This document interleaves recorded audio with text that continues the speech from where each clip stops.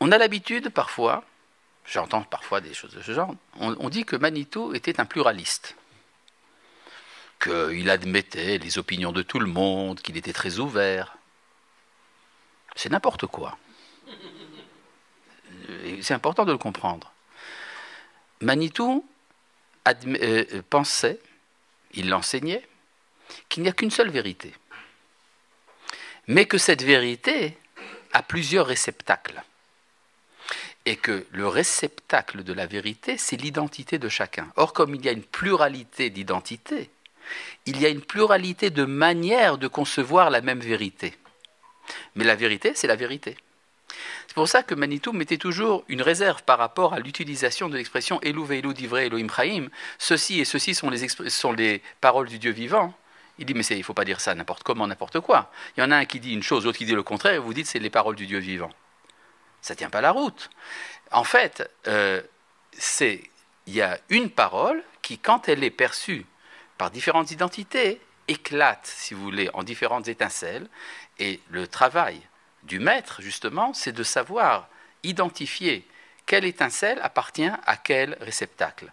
Et donc de restituer le profil originel de cette identité. D'où donc la diversité également des types humains, des différentes nations, parce qu'elles sont toutes un éclatement d'une vérité originelle. D'où également le refus de Manitou du cosmopolitisme.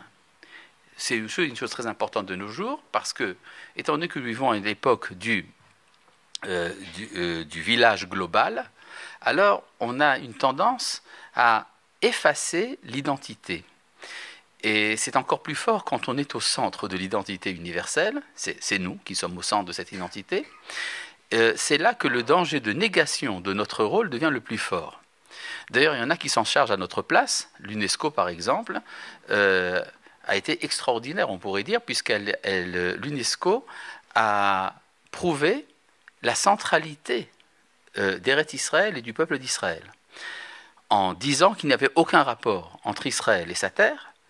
Eh bien, quand on proclame quelque chose, quand on proclame une absurdité de manière intensive, c'est là que la vérité commence à apparaître. On va dire, ça fait beaucoup de bien au peuple d'Israël d'apprendre qu'on disait qu'il n'existait pas, ce qui fait que nous disons, ben voilà, nous existons. Et ça oblige même nos hommes politiques et même les rabbins à accepter que nous sommes Israël. Il y a également un point très important, si on parle de l'actualité de l'enseignement de Manitou, il est très important que dans le discours de Torah se développe quelque chose que malheureusement je n'ai pas, c'est le sens de l'humour. C'est-à-dire, le sens de l'humour chez Manitou n'était pas simplement une pratique pédagogique pour faire passer les choses, pas du tout. Chez Manitou, il y avait cette compréhension que pour vraiment enseigner une vérité, il faut savoir également la relativiser. Non pas parce que toute vérité est possible, mais c'est parce que pour vraiment accéder à une vérité, il faut savoir remettre en question les idées reçues qu'on a dès le départ. Et c'est l'humour qui permet d'y arriver. Il y a d'ailleurs un texte de la Gemara dans le traité de Ta'anit, page 22a, qui dit que pour être fils du monde à venir, il faut être capable de faire rire les gens. Non, c'est vrai, c'est en toutes lettres. Hein.